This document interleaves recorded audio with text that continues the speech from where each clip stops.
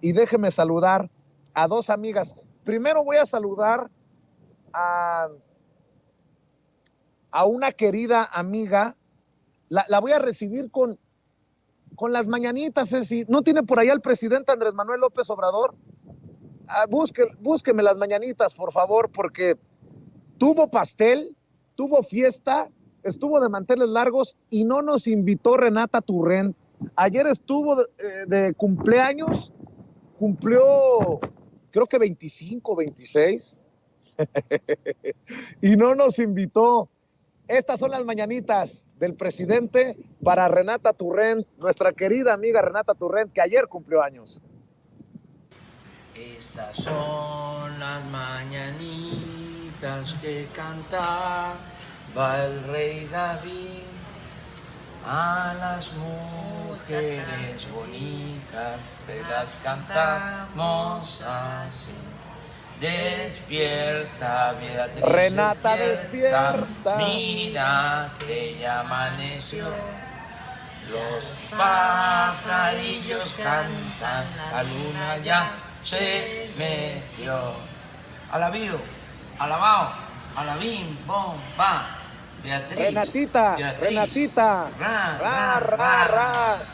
Y bueno, pues así saludamos a la querida Renata Turrent, asesora en políticas públicas, analista, conductora de espacios en Capital 21, el canal de la Ciudad de México, y orgullosamente amiga de esta familia sin censura. ¿Cómo estás, Renata? Me imagino que estuvo sabrosa la fiesta. Mala, no nos invitaste. No, esta fue la fiesta más linda. Ayer la verdad que no tuve mucha fiesta, solo fui a comer y por un helado con mi hija, entonces por eso no los invité, porque no hubo nada. Pero ahora la fiesta es el 27 en la marcha, mi querido Vicente. Ahí festejamos todo lo que se acumuló hasta ahora. Pero muchas gracias, qué bonito empezar el día así. Buenos días, muchas gracias por el espacio, es un gusto estar contigo, con toda la gente de tu hermosa audiencia. Gracias, Renata, y también saludo a la activista, analista y amiga de esta familia sin censura, Sofía Lameiro. Querida Sofía, a la distancia te mando un abrazo, ¿cómo estás? Hola Vicente, qué gusto estar de nuevo aquí contigo, con toda tu audiencia y con mi queridísima Renata. Oigan, pues vámonos tendidos como bandidos para hablar de esta marcha que dicen los que no nos quieren, no me quieren a mí, no te quieren a ti, tampoco a ti, Sofía, los conservadores que hablan de la marcha de los acarreados. ¿Cómo ven todo esto rumbo al domingo? Hace rato hablaba con Citlali Hernández y ella sí cree que va a ser tal vez la más importante marcha de nuestros tiempos. Está por verse, pero yo creo que miles, cientos de miles saldrán a respaldar al presidente. Querida Renata, ¿cómo ves? Sí, bueno, y también saludar a mi querida amiga Sofi, que no sabía que estaba del otro lado. Hola Sofi, querida, qué gusto estar contigo. Bueno, yo también creo que va a ser una marcha importantísima el domingo. Tomen sus precauciones, quien vamos a estar ahí, irse desde temprano, como dijo el presidente. eh, si hay provocaciones, no caer en provocaciones, porque sí creo que va a ser masiva creo que por la convocatoria y el significado que tiene volver a marchar con el presidente después de muchísimos años que él no había encabezado una marcha y que ahora decide hacerlo. Y creo que además el cambio que hace en cuanto a la convocatoria de la marcha, recordemos que inicia él esta convocatoria a defender la reforma electoral y durante la semana va diciendo, ¿saben qué? Es que no solamente es la reforma electoral, son muchísimas otras cosas.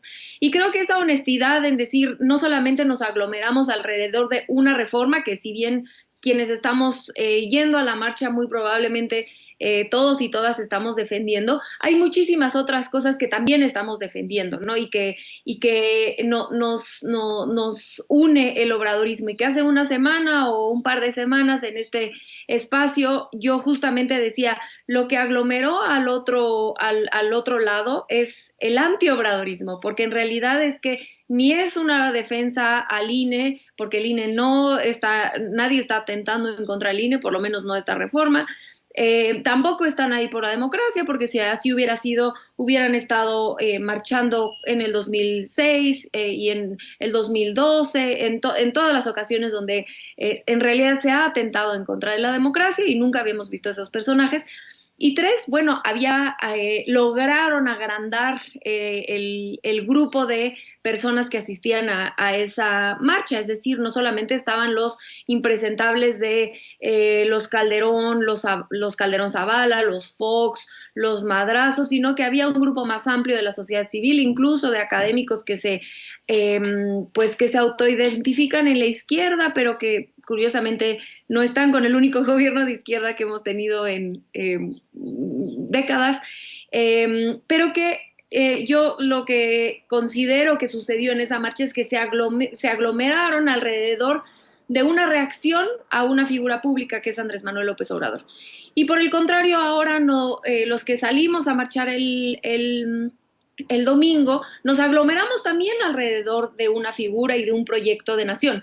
Creo que la diferencia aquí, hay similitudes en cuanto a que todos nos aglomeramos alrededor, ya sea a favor o en contra de un solo personaje político, López Obrador, pero la grandísima diferencia entre un grupo y otro es que de un lado se defiende un proyecto de nación que cree en la distribución de la riqueza, que cree que primero que para la paz es fruto de la justicia, que cree que primero van los pobres para que podamos tener una nación de bienestar, que cree en la soberanía, que cree en la educación pública, en la salud pública, en la recuperación del Estado, que está en contra de la discriminación, del racismo, del clasismo, y por el otro, y agrego además, porque sé que ahorita además es un tema que vamos a tocar, es un grupo organizado muy importante de feministas que estamos con el presidente.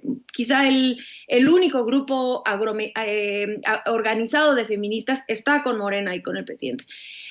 La diferencia radical con el antiobradorismo es que no existe un proyecto de nación más allá de la restauración del neoliberalismo que aglomera al otro lado. Entonces, sí considero que será una marcha muy bella, muy alegre, de mucha, pues quizá nostalgia, porque no sé si sea la última vez que el presidente vaya a marchar, y eso pues por supuesto es nostálgico, pero definitivamente algo muy poderoso para quienes creemos en este proyecto de nación y demostrarlo con amor, alegría y sin esas consignas de racismo, clasismo, que yo sí hago un llamado a todos nuestros compañeros, compañeras, pues que pensemos en que esa es una de las lecciones más grandes de esta revolución de las conciencias, y es que no hay lugar para ese tipo de discriminaciones, de racismo, de clasismo que vimos del otro lado, de este lado, pues puro amor y acompañamiento, mi querido Vicente y mi querida Sofía.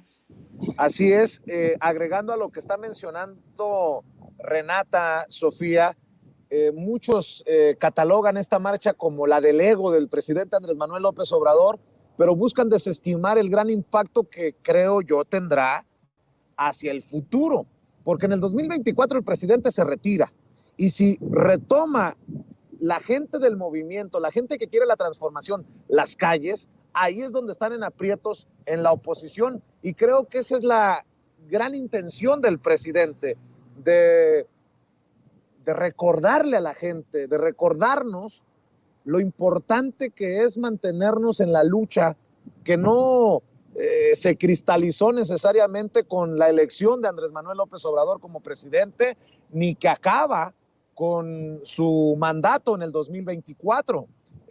No sé cómo lo veas, Sofía. Sí, a mí me parece que esta marcha va a ser una marcha sin precedentes, ¿no? No solamente es la celebración del cuarto informe de gobierno del presidente, que cabe recordarle a la oposición que en los 3 años que ha dado un informe nos hemos aglomerado en el Zócalo para celebrar la toma de protesta del presidente y la alegría que nos causa. Y pues bueno, va a ser una sin precedentes porque es no solamente la celebración de los 4 años de gobierno y de grandes avances que hemos hecho en este gobierno, y como ya mencionaba Renata, pues es también hacerle frente a estas expresiones que hemos visto del racismo, el clasismo e incluso el machismo, y que tanto daño le han hecho al país, ¿no? Creo que esto es también una forma de demostrarle a la población que hace falta seguir y continuar con la organización porque estas muestras, estas fuerzas políticas de la extrema derecha no dejan de existir en el país, ¿no? Creo que esta es entre una reflexión y también, como tú mencionabas, pues una forma de llamar a la gente a que siga activa, a que siga en las calles, a que no crea y que creo que muchos y muchas lo tenemos bien presente, que no se acaba con el triunfo del presidente o igual el triunfo en el 2024, porque todavía nos quedan muchas más cosas por hacer. Apenas ahorita empezó la transformación de México en el 2018, pero vamos a continuarlo y creo que eso es una de las cosas más importantes, ¿no? También creo que es una forma de evitar que se estanque el movimiento, ¿no? A los compañeros y a las compañeras les hace falta también recordar que las calles son también una forma de hacer presencia, pero también de concientizar a la gente que esté viendo, ¿no? De hacerles ver que hay una gran cantidad de apoyo a esta transformación y también de comunicar, ¿no? También las marchas sirven para eso, para comunicar, para dar un mensaje y hacerle frente a, pues, ciertas cosas que hemos estado viviendo en el país, ¿no? A mí me parece que va a ser, pues, súper importante ver que haya tanta gente de tantas partes del país, que seguramente la cobertura de los medios, pues, tradicionales vamos a ver esto de que venimos en camión, que venimos de otros lados del país, que somos acarreados, pero se les va a olvidar que hemos hecho eso desde hace mucho tiempo, no por querer tener un viaje a la Ciudad de México o porque querramos lonche, sino porque estamos convencidos de que los principios y los ideales que hemos aprendido en el obradorismo, como son la igualdad, la democracia, la justicia social, es algo por lo que queremos luchar y por lo que luchamos todos los días, incluso a pesar de que se haya ganado el gobierno federal en el 2018. Seguimos luchando porque haya democracia en el país, porque haya justicia social, porque haya igualdad en todos los rincones de nuestros territorios y que sigamos pues encontrando nuevas formas de representar a la gente y de mejorar el país, ¿no? Porque al final nuestros principios y nuestros ideales nos lo han demandado y lo vamos demostrando conforme vamos transformando el país, ¿no? Así es. Oigan, por cierto, de llamar la atención que sigan tan interesados los medios extranjeros, los medios internacionales en las campañitas en torno a Andrés Manuel López Obrador. De hecho, el presidente dice en la mañanera que es timbre de orgullo que el New York Times, el Washington Post lo calumnien. Y creo que se ve muy mesurado el presidente cuando habla de calumnias. Es toda una campaña desde este Washington Post en el que escriben los León Krause y los Carlos Loret de Mola, y en el Washington Post en el que hablan de si México ya va rumbo a la venezolalización. Bueno, por ahí va la cosa, mi querida Renata Turrent. Totalmente. No, a mí me gustaría tratar de responder esto recordándole a la gente que el New York Times fue de los medios de comunicación internacionales que estuvieron defendiendo y aplaudiendo y matizando la invasión, múltiples invasiones que ha hecho Estados Unidos, ¿no? Ellos estuvieron a favor de la guerra de Irak.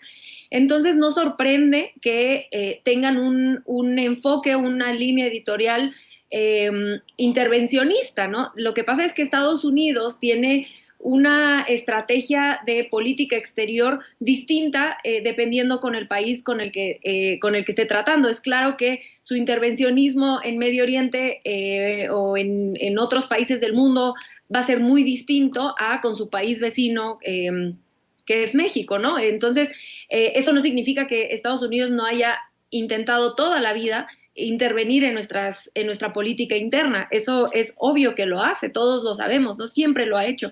Y que por primera vez en décadas existe un presidente que abiertamente dice, a ver, podemos negociar, somos vecinos, somos naciones amigas, tenemos muchos intereses en común, no nos vamos a pelear, por supuesto, con Sansón a las patadas, pero somos una nación soberana y necesitamos que respeten nuestra soberanía energética, nuestras decisiones de seguridad pública, nuestras decisiones de política interna. Y eso no le ha gustado a los gringos porque llevan, en específico en el periodo neoliberal, teniendo una injerencia en la política interna mexicana tremenda.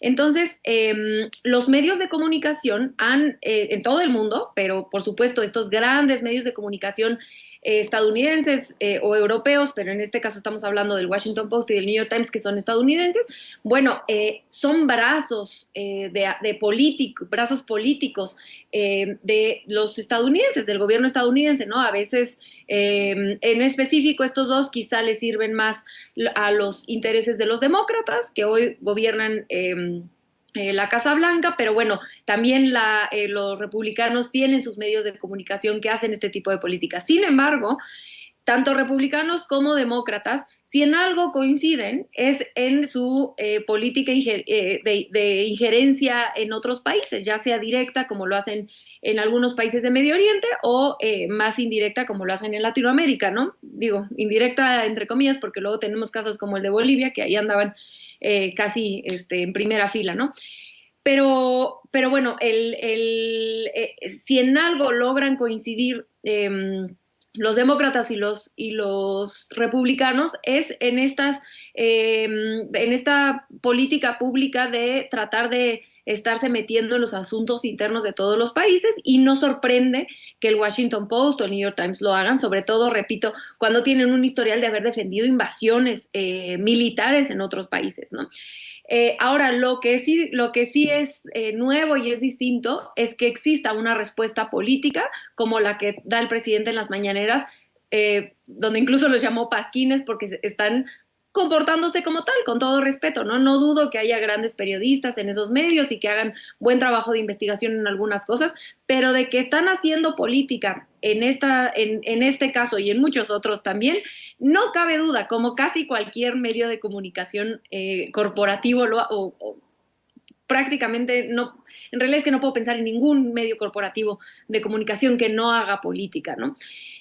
A mí lo único que a mí me gustaría agregar en este punto, más allá de el gusto que me da ver a un presidente defendiendo nuestra soberanía y nuestras decisiones de política interna con grandes medios de comunicación que tienen presencia en todo el mundo, es que sería muy bueno que estos medios de comunicación, así como son relativamente transparentes o transparentes, y eso es algo que yo le reconozco a los medios estadounidenses, en decir, nosotros le llaman el endorsement en Estados Unidos, nosotros estamos incluso en las primarias, ¿no? En las elecciones primarias de los demócratas, dicen, me parece que el New York Times el año pasado, cuando hubo elecciones internas de los demócratas, estaba con Elizabeth Warren, ¿no? Una de las candidatas, ni siquiera estaba con Joe Biden. Entonces son muy transparentes en qué candidato o candidata están apoyando, y bajo esa premisa de transparencia, pues ellos hacen su línea editorial, y eso me parece muy sano para una democracia. Ahora, ojalá que también lo hicieran con otros temas, ¿no? Y que también dijeran,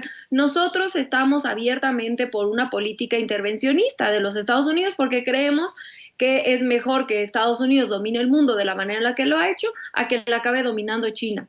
Perfecto, puedes estar a favor o en contra, pero por lo menos uno ya sabe en qué línea editorial se están parando en cuanto a política exterior, y nos está leyendo esto desde otros lados del mundo como si fuera un reportaje meramente periodístico y no una intervención política por parte de un gran medio de comunicación que tiene presencia en todo el mundo. Entonces, ojalá que tuvieran esta honestidad, pero sí recordarle a la gente que tanto en México, así como funciona el Universal, el Reforma, así funcionan también los medios de comunicación allá. Lo que pasa es que son medios de comunicación que tienen presencia en todo el mundo, y entonces no solamente tienen posturas políticas y hacen política en Estados Unidos, sino también en otros países. Entonces, como tú ya bien decías, no es casualidad que en el Washington Post escriba Loret de Mola, de repente me parece, pero que León Krause tiene ahí su columna constantemente, etcétera. Hay que leer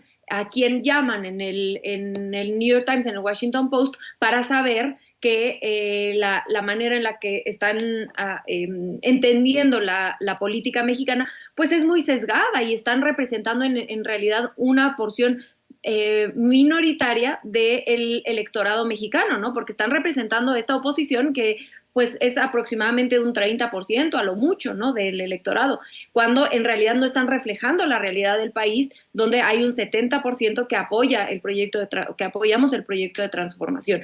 Entonces eso me parece muy deshonesto. Y yo nada más para cerrar les voy a dar un ejemplo. Hace un tiempo tuve la oportunidad de que escuché un podcast que es, la verdad es muy bueno, del New York Times, que se llama El Daily, y yo lo escucho para saber un poco lo que está pasando en Estados Unidos, en media hora donde te explican el tema más importante del día. Hicieron cuando estaba echándose para atrás Roe versus Wade, que era fallo de la Suprema Corte donde permitía el aborto a las mujeres y lo estaban echando para atrás, hicieron un reportaje de unas organizaciones de la sociedad civil en Guanajuato, aquí en México, que ayudaban a las mujeres a ya sea venirse acá a México o les enseñaban cómo tomarse el misoprostol para abortar. Y si bien creo que el reportaje está muy bien hecho y todo, pues yo les escribí a decirles, está muy bien su reportaje, pero también sería importante que mencionaran el modelo de aborto que se hace en México, ¿no? Que es gratuito, seguro, no se ha muerto ninguna mujer, etcétera. Y sí me contestaron, no sé por qué, pero sí me contestaron, y yo tuve la oportunidad de hacer la traducción. Y ya que entrevistaron a la secretaria de salud de aquí de la Ciudad de México, que es el modelo pues más antiguo de interrupción legal del embarazo y más exitoso, y se ha usado no solamente en otros estados de México, sino en otros países de Latinoamérica, etcétera. Y para mi sorpresa, cuando leo después la traducción, pues sí mencionan algunas cosas importantes, pero siempre como tratando de cuidar, no, digamos, reconocer el trabajo tan importante de apropiación de derechos y sobre todo de rectoría de la salud pública que se tiene aquí en la Ciudad de México y en otros estados donde gobierna Morena, y donde se está dando este servicio de manera gratuita y de manera segura. Un poco me pareció curioso que a pesar de que la doctora Oliva, que es la secretaria de Salud de la Ciudad de México, insistió en la importancia de la recuperación del Estado, de este proyecto de la 4T, esa parte no fue incluida, ¿no? Entonces, nada más un poco como para ejemplificar que los medios de comunicación de otros países, pues claro que también tienen sus sesgos políticos y que hacen política con sus medios de comunicación. También hay que decir que hay que prepararnos para lo que se viene, mi querida Sofía, porque el presidente hoy en la mañanera confirma que en los primeros días de enero del próximo año vendrán a México Justin Trudeau y Joe Biden, y pareciera que el modus operandi es, no han aprendido a leer al presidente Andrés Manuel López Obrador y asumir que no les ha funcionado, pero quieren ablandar a periodicazos al presidente a la hora de las negociaciones. Solo porque soy muy mal pensado, lo dejo sobre la mesa, querida Sofía Lamero.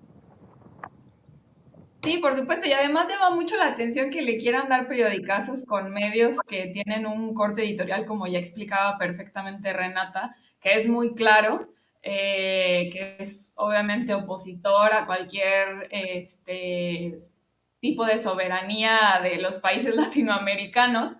Pero que le quieran dar periodicazos al presidente que tiene mayor aceptación en todo el continente americano, ¿no? Incluso más que la de Joe Biden, y no digamos la de Justin Trudeau, que de por sí ya está en los suelos, está súper decaída su credibilidad, su aceptación en Canadá. Y bueno, Joe Biden no ha tenido una amplia aceptación incluso por aquellos que se identifican en el lado demócrata, sus acciones no han respondido tanto, ¿no?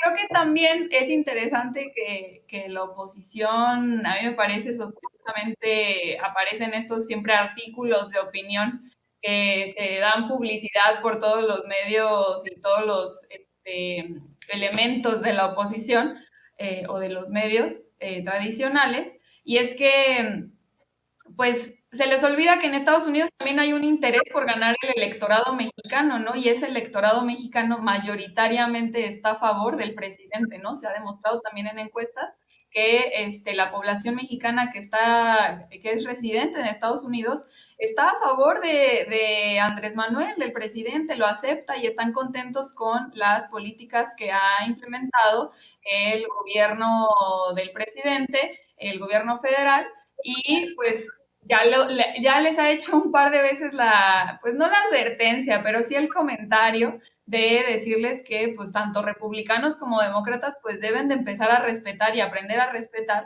las decisiones que hace México, que además pues es México con el respaldo popular, o sea, no es cualquier cosa, no es como antes que solamente era el gobierno y la élite mexicana de la política, sino es el gobierno de México con un respaldo popular que no es poca cosa, ¿no? Entonces creo que este elemento se le olvida a la oposición y llama mucho la atención porque pues creo que se enfocan en hacer este tipo de presiones antes que en convencer pues a un electorado o a la población de que lo que proponen pudiera ser benéfico o no, ¿no? Y creo que esto llama también mucho de cómo ellos deciden operar y cómo deciden pues manifestar sus expresiones políticas, ¿no? Mi querida Renata, mi querida Sofía, en la última ronda para cerrar esta mesa de diálogo, no sé si ustedes lo leyeron de la misma manera, pero hay algunos que consideramos que, híjole, hubo un intento de, de sembrar la idea de que el presidente Andrés Manuel López Obrador no está haciendo lo suficiente para proteger a las mujeres. Una reportera por ahí le reprochó al presidente Andrés Manuel López Obrador que siga aumentando la violencia contra las mujeres, y sé que es un tema que a ustedes les interesa, les importa y les ocupa. Renata, ¿tú qué piensas de esto que se dio en la mañanera? Sí, bueno, a mí me gustaría decir que ojalá que las y los reporteros que tratan de traer este tema tan delicado y tan doloroso a la mañanera, que es importante, por supuesto, que se traiga y que se hable, pero que sí lo hicieran desde un lugar de un poco más honestidad o más preparación, ¿no? Porque no sé si es que la manera en la que llevan los datos es porque no saben cómo se miden o cómo se medían los feminicidios, y ahorita me meto a ese tema muy, muy brevemente, o porque de plano pues es mala fe. Pero a mí me gustaría decir dos datos importantísimos. El primero es que no fue sino hasta 2018, marzo de 2018, que en la Secretaría de Seguridad Ciudadana, Secretaría de Seguridad Pública en ese momento, se homologó la manera en la que se recogían los datos de las fiscalías locales para recuperar o para aglomerar los datos de feminicidios. Recordar que los feminicidios son delitos que se persiguen, se investigan, se castigan a nivel local, no a nivel federal. Entonces, lo que sucede es que las fiscalías locales envían la información a al secretariado para que se aglomere toda esta información y después se pueda publicar. Pero no había una metodología homologada, es decir, no, unos mandaban de una forma, otros mandaban de otra, antes de 2018. Entonces, no tenemos datos confiables de feminicidios antes de 2018, no existen. Otro dato importantísimo, no fue hasta 2020 que todos los estados de la República tipificaron el delito de feminicidio como tal en sus códigos penales locales. Es decir, antes de 2020 estaban nada más 30 entidades federativas con este delito tipificado en sus códigos penales. Entonces, hasta 2020 pasó en Baja California y en Chihuahua. Entonces, déjense ustedes, en 2018 estaba homologado y recibíamos la información de 30 entidades federativas, pero no fue sino hasta 2020 que se sumaron estos últimos dos estados donde antes no se había tipificado, por lo tanto te mandaban como si hubiera 0 feminicidios, cosa que es obvio que no, y mucho menos en Chihuahua, ¿no? Que no existía, bueno, en ningún estado en realidad, desgraciadamente. Entonces, hasta 2020 en realidad tenemos con precisión qué es lo que está pasando en cuanto al número de feminicidios. Y eso es importante decirlo porque si tú ves la gráfica de los feminicidios, que ellos la muestran justo a partir de 2018, hay un incremento, toca pico en agosto de 2021 y a partir de ahí empieza una disminución muy importante. Entonces, claro que hay muchísimo camino por recorrer, pero lo que me parece que no ayuda a un tema tan doloroso y tan delicado es no expresar con honestidad o con preparación esta cuestión de desde cuándo se empiezan a medir los feminicidios, para poder así entonces evaluar una política para erradicar la violencia en contra de las mujeres. Ahora, regreso a este punto importantísimo, que es que los feminicidios se investigan, se persiguen y se castigan a nivel local. Entonces, en realidad, quien tiene más herramientas para disminuir los feminicidios son los gobiernos locales, en específico las fiscalías, ¿no? Por supuesto, y bueno, no en específico, porque en realidad es que sí creo que hay una cuestión de un trabajo conjunto en cuanto a la fiscalía y el ejecutivo local, porque una cosa es lo que puede hacer la fiscalía cuando desgraciadamente ya sucedió el feminicidio, pero otra cosa muy importante es lo que puede hacer el ejecutivo con programas de prevención, ¿no? Previa a esto. El ejemplo más claro, y este es otro tema que me cuestiono, ¿por qué no, cuando se habla de feminicidios, no se lleva este tema a la conversación? Es el modelo de la Ciudad de México, que es el modelo más exitoso de toda la República. En realidad es que tendría que ser un tema, y yo me disculpo porque siempre parezco yo caja repetidora, pero es que en verdad lo que ha hecho la Fiscalía con las abogadas de las mujeres, la fiscal de aquí de la Ciudad de México, Ernestina Godoy, en colaboración con el Ejecutivo de Claudia Sheinbaum, es tener abogadas de las mujeres, y desde el Ejecutivo se abre una alerta de género que es autoproclamada, no es esa alerta de género de gobernación, que con todo respeto no ha funcionado en ninguno de los estados donde está abierta, y esta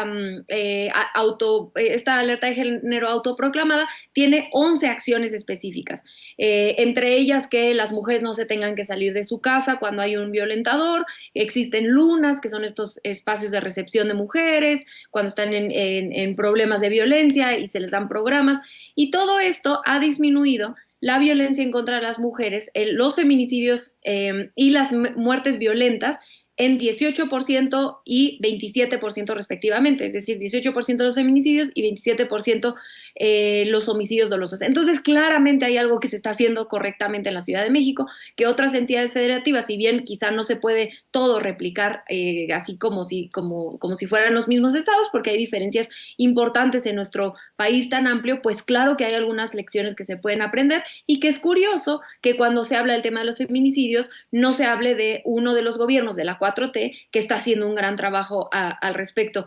Y para cerrar nada más, sí hay cosas también que hace el gobierno federal, en específico en las mesas de coordinación de todas las mañanas que se replican en todos los estados. Ellos colaboran en esta coordinación de las autoridades locales para que, y cuando se necesita ayuda, el gobierno federal mediante la Guardia Nacional también puede prestar ayuda en materia de coordinación, repito, porque estos crímenes son a nivel local. Pero también se ha hecho mucho trabajo en esta coordinación con organismos como la ONU Mujeres, donde ayudan a que todas las investigaciones que se puedan llegar a hacer en los estados que quieran colaborar con el gobierno federal, pues tengan perspectiva de género, y eso es algo importante, una aportación importante del gobierno federal para que los estados puedan hacer un mejor trabajo en la persecución de estos delitos, mi querido Vicente y mi querida Sofía. Y nada más para que vean cómo el tema de la violencia, no solamente el tema de la violencia contra las mujeres, lleva a muchos a colgarse de estos temas, creo que con gran irresponsabilidad. El ejemplo de Jorge Ramos desde Estados Unidos. Dice Jorge Ramos en Twitter: me piden comparar la violencia en Estados Unidos con la de México. En 2021 hubo 22.900 asesinatos en Estados Unidos, de acuerdo al FBI, y 33.321 en México. Y eso que la población en Estados Unidos es casi 3 veces mayor. Aquí llevamos 3 masacres en una semana, espantoso, pero aún así México es más violento. Hágame usted, perdón por lo que voy a decir, Renata, Sofía, hágame usted el pinche favor. Y bueno, hablando de politiquería, narco, ¿qué digo? Marco Cortés, el presidente nacional del PAN, hace una hora. Vivimos en un México donde 11 mujeres son asesinadas cada día, donde las violaciones, acoso y agresiones son una constante. Necesitamos un gobierno que deje de minimizar el incremento de la violencia contra ellas y trabaje en serio por cambiar esta terrible realidad. Hashtag Día Naranja. Sofía Lameiro, para cerrar, tus reflexiones, tus opiniones, tus comentarios. Bueno, a mí me parece que hemos visto durante estos 4 años de gobierno del presidente Andrés Manuel, que se ha utilizado el tema de las mujeres de manera escandalosa y sobre todo como golpeteo político. Y eso es una tristeza porque por primera vez estamos hablando del tema de las violencias de las mujeres con seriedad en medios de comunicación o incluso en otros espacios de toma de decisiones, con tanta, pues que se habla más, ¿no? Pero se usa simplemente para el golpeteo político, lo cual me parece que es una tristeza porque no se está buscando con la seriedad suficiente las posibles soluciones, ¿no? Por eso vemos estos casos de, por ejemplo, Marco Cortés, queriendo hablar y defender a las mujeres cuando su partido político y uno de sus presidentes inició una guerra contra el narco que no solamente elevó el número de asesinatos, desapariciones y desastres de seguridad en el país, sino que también afectó considerablemente la vida de las mujeres, ¿no? Obviamente se aumentaron también los feminicidios y no hablemos también de lo que sucedió con el tema de las desapariciones, la prostitución, la trata de blancas que hubo en México y que aumentó gracias a la guerra contra el narco, ¿no? Entonces, pues bueno, es una pena que veamos este tipo de uso político del tema de las mujeres con los diferentes actores de las fuerzas políticas de México, pero creo también vale la pena hacer una reflexión, al menos por parte del movimiento feminista, sobre a quién le corresponde qué cosa, ¿no? Y esto es importante que se haga desde el movimiento feminista, porque también nos da dirección para hacia dónde tenemos que generar nuestras demandas y también identificar qué es lo que está fallando en la estrategia para atender la violencia contra las mujeres, ¿no? Para mí es sumamente importante que, pues como ya habló Renata, se identifique que sí hay una estrategia por parte del gobierno federal para atender los feminicidios. Esto es importantísimo, el tema de que se homologue el feminicidio y que en todos los estados se esté catalogando de la misma forma, porque es algo que no pasaba y que es increíble que durante más de 30 años, o bueno, no digamos de 30 años, ¿no? Supongamos que desde el 2006 que hubo el aumento tan significativo, desde el 2006 hasta el 2019 no se logró homologar el delito del feminicidio, ¿no? Y no es cosa menor, ¿no? Se logra esto y también se está atendiendo en las mesas de seguridad. Hay una estrategia también para atenderlo y para no pasarlo por alto, porque no solamente se trata de contarlos, pero también creo que hay otra cosa que se pasa por alto y pasa también con lo de los homicidios, ¿no? Y es el tema de las fiscalías locales, ¿no? Que lo hemos insistido una y otra vez, que las fiscalías locales tienen la responsabilidad de la investigación de los homicidios y los feminicidios, ¿no? Y si vemos corrupción en las fiscalías locales, no va a haber forma de que se pueda atender este tipo de violencia, ¿no? Lo vemos en las 5 entidades más violentas del país que tienen problemas justamente en sus fiscalías porque los gobiernos locales, los gobiernos estatales se rehúsan a entrarle con seriedad a atender a lo que está sucediendo en las fiscalías, ¿no? Que como en el caso de Jalisco, ¿no? Que ya han aceptado que hay elementos del crimen organizado dentro de la fiscalía, ¿no? Pero creo también hay otra cosa importante, porque no solamente se trata de las fiscalías en el tema de los feminicidios, sino de las instituciones locales que están encargadas de proteger a las mujeres. En la mayoría de los casos de feminicidios ya hay una denuncia por parte de las mujeres que están siendo violentadas, y que esa denuncia, por alguna causa, las instituciones locales no le dan el seguimiento adecuado, ¿no? Ya sea en el DIF, ya sea en las fiscalías de atención especializada para las mujeres, en las miles de instituciones que en diferentes estados existen y no están funcionando, ¿no? Entonces, creo que es importante que se identifique esto desde el movimiento feminista y que en esta exigencia, porque el 25 de noviembre es muy importante para la exigencia y para el movimiento, para acabar con la violencia de las mujeres, pues hay que identificar quiénes tienen esa responsabilidad y quiénes tienen.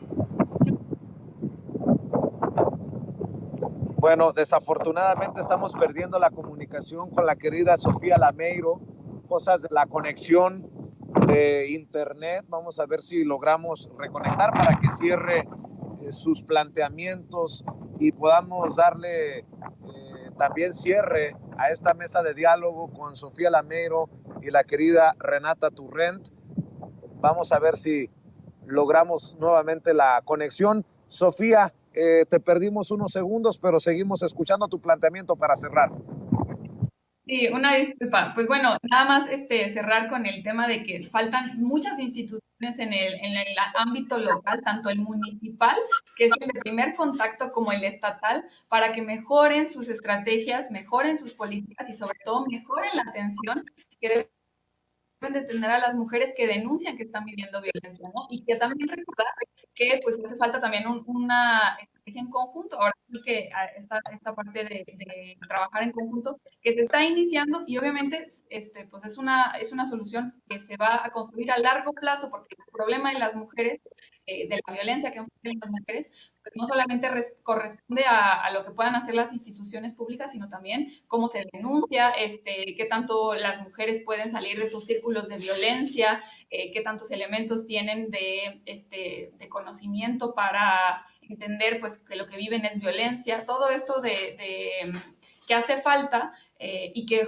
justamente pues tenemos que empezar a trabajarlos, ¿no? Creo que se ha empezado por parte del gobierno y se ha demostrado que hay un compromiso por atender a las mujeres, pero pues también creo que pues debemos de, pues no dejar de presionar, porque creo también que es un derecho el continuar presionando y también una de las cosas que mantiene tan presentes al movimiento feminista, pero también creo que ahí hace falta, pues ahora sí que direccionar hacia dónde tenemos que poner nuestras exigencias y que no caigamos en las provocaciones pues de la oposición, ¿no? Y sobre todo de aquellos pues actores políticos que quieren utilizar como botín el tema de las mujeres, que es tan delicado para nosotras, como simplemente golpeteo, ¿no?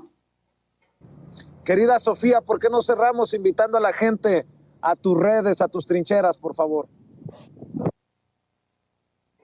Sí, muchísimas gracias, Vicente. Muy contenta de nuevo de estar aquí contigo, con Renata, con toda tu audiencia. Me pueden encontrar en Twitter como Sofía No Sabía o en Facebook, Instagram y YouTube como Sofía Lameiro Díaz. Te agradezco, Sofía, por llegar a la cita con la audiencia de Sin Censura. Querida Renata, pidiéndote que nos saludes también a Renatititititita. ¿Por qué no cerramos invitando a la gente a tus trincheras, a tus espacios, para que te vean, te escuchen, te lean? Sí, mi querido Vicente, a mí me encuentran en @rturrent, en Instagram y en Twitter, y los miércoles en el Aquelarre en Capital 21 a las 10 de la noche. También recomendarles leer Sentido Común, que ahora acaba de salir el nuevo número, que es de educación pública y está buenísimo. Y sobre todo nos encuentran el 27, este domingo 27 a las 9 de la mañana en la marcha, para que todos y todas las personas que puedan venir, vengan. Creo que va a ser una fiesta hermosa y ojalá que nos podamos encontrar y abrazar allá. Me va a dar muchísimo gusto conocernos en persona y mandarte un abrazo a ti, a mi querida Sofi y por supuesto a todo el equipo de producción, a mi querida Ceci también. Muchísimas gracias por todo y por el espacio, mi querido Vicente. Un abrazo para ambas, Sofía Lameiro, Renata Turrent, hablando con nosotros sin censura. Y quiero tomarme unos